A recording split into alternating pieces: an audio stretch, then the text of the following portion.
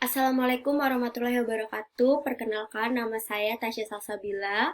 Saya mahasiswa PBI yang mengikuti mata kuliah Bisnis Manajemen kelas C dengan NIM 2018 08101142. Jadi, pada tugas kali ini saya akan mempresentasikan tentang organisasi bisnis yang sudah saya teliti sesuai dengan tugas bisnis manajemen, yaitu PT Dewa Teknik. Yang sudah saya teliti adalah rencana dan strategi pemasarannya, pengelolaan sumber daya manusia dan operasionalnya, juga pengelolaan keuangannya. Jadi, pertama-tama saya akan menjelaskan dulu tentang organisasi bisnis yang telah saya observasi ini. Saya memilih PT Dewa Teknik sebagai organisasi bisnis yang akan saya amati karena letaknya yang lumayan cukup dekat dengan lingkungan saya juga.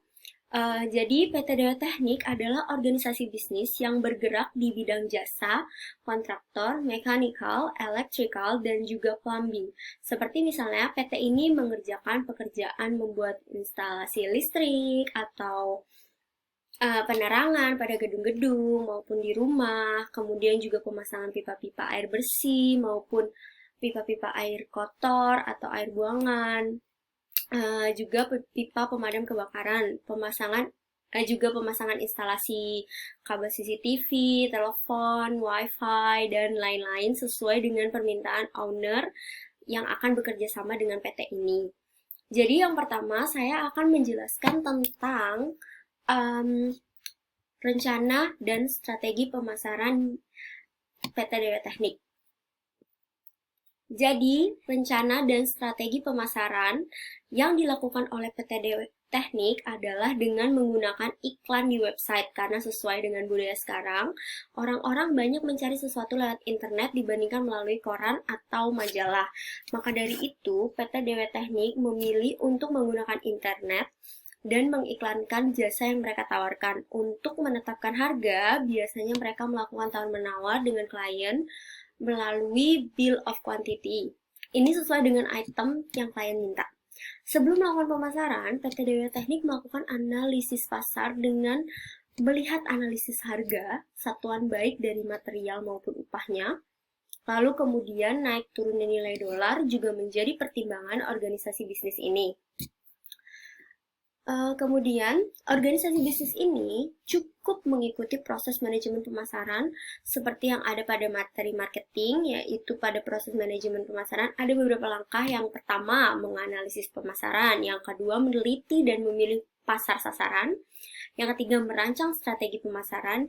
Yang keempat, merencanakan program penawaran. Dan yang kelima, mengorganisir, melaksanakan, dan mengawasi usaha pemasaran. Walaupun organisasi bisnis ini tidak begitu menjelaskan secara detail, tetapi dari apa yang saya dapat, dari hasil observasi atau wawancara organisasi bisnis ini sudah melakukannya dengan baik. Kemudian, tentunya organisasi bisnis ini juga memperhatikan lingkungan sekitar mereka untuk meningkatkan penghasilan mereka, yaitu sesuai juga dengan materi perusahaan dan rencana pemasarannya. Pertama, lingkungan persaingan memberikan pelayanan terbaik. Maksudnya, pertama, lingkungan persaingan PT ini memberikan pelayanan terbaik mereka kepada klien agar klien mengulang penggunaan jasa mereka. Jadi, ingin mengulang lagi pemakaian jasa si PT ini. Lalu, PT ini juga memberikan garansi yang lebih panjang durasinya dibandingkan yang lainnya. Jadi jika misalnya ada yang rusak-rusak, itu masih bisa dibenarkan misalnya selama 2 bulan atau 3 bulan gitu.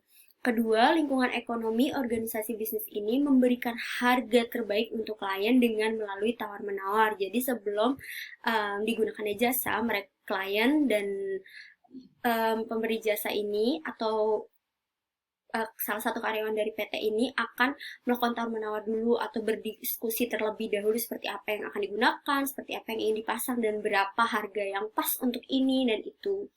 Dan mengusahakan yang lebih rendah lagi dengan harga persaingannya. Namun yang ketiga, lingkungan teknologi. Tentunya dari sisi teknologi, PT ini menjelaskan jasa mereka melalui website seperti yang sudah tadi dijelaskan di awal dan memberikan beberapa hasil pekerjaan mereka dengan gambar-gambar yang ada di website. Jadi klien bisa mendatangi langsung gedung yang telah menggunakan jasa PT Dewa Teknik agar mereka bisa melihat secara langsung hasil pekerjaan dari jasa PT ini. Namun yang terakhir, lingkungan yang diperhatikan adalah lingkungan sosial dan budaya. Sama seperti tadi, bahwa seseorang yang ingin menggunakan jasa PT Dewa Teknik, mereka dapat menghubunginya langsung lewat telepon genggam karena mengikuti perkembangan budaya yang ada saat ini, mereka juga melakukan iklan pada website. Lalu, yang selanjutnya ada pengelolaan sumber daya manusia dan operasional. Jadi, pada perusahaan ini terdapat struktur organisasi yang dipimpin oleh seorang direktur, kemudian juga ada wakil direktur, dan di bawahnya ada divisi-divisi yang terkait atau dibutuhkan di PT ini, seperti bagian keuangan, bagian accounting, bagian logistik, juga ada bagian supervisor lapangan. Di PT ini tidak asal begitu saja memilih karyawan pada divisi-divisi yang tersedia, tetapi dilakukannya tes atau training, juga mungkin wawancara terlebih dahulu, kemudian akan dilakukannya pelatihan kerja baik di luar tempat kerja maupun langsung di lapangan. Untuk menambah pengetahuan atau wawasan karyawan dalam mengenai pekerjaan tersebut dan agar menghindari terjadinya kesalahan. Pada saat jika salah satu karyawan akan diberikan sebuah proyek sebelum diterima di proyek tersebut, mereka akan melakukan training terlebih dahulu. Jika cocok, maka ia akan ditempatkan di sana, seperti halnya pada bab 8, materi mengelola sumber daya manusia dan hubungan tenaga kerja yang membahas tentang penyusunan staf dalam organisasi. Di sini dituliskan bahwa menyeleksinya biasanya dengan cara formulir. Di sini juga dituliskan bahwa menyeleksinya bisa dengan cara formulir aplikasi, tes, wawancara, atau interview, dan bisa juga digunakan dengan teknik lainnya tergantung pada kebutuhan masing-masing organisasi. Kemudian juga dilakukan pelatihan saat bekerja untuk menambah perkembangan angkatan kerja karyawan tersebut.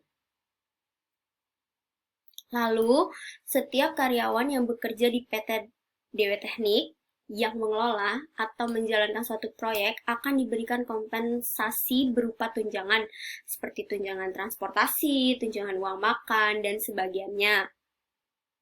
Jika proyek yang dikelola seorang karyawan pada organisasi ini berhasil dengan baik dan sukses, maka ia akan mendapatkan bonus atau upah tambahan atas kerjaannya.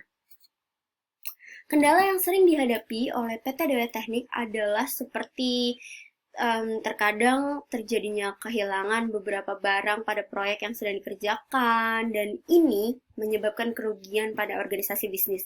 Tidak hanya itu, ada pula tantangan lainnya seperti pekerja paruh waktu yang dibayar harian oleh PT ini.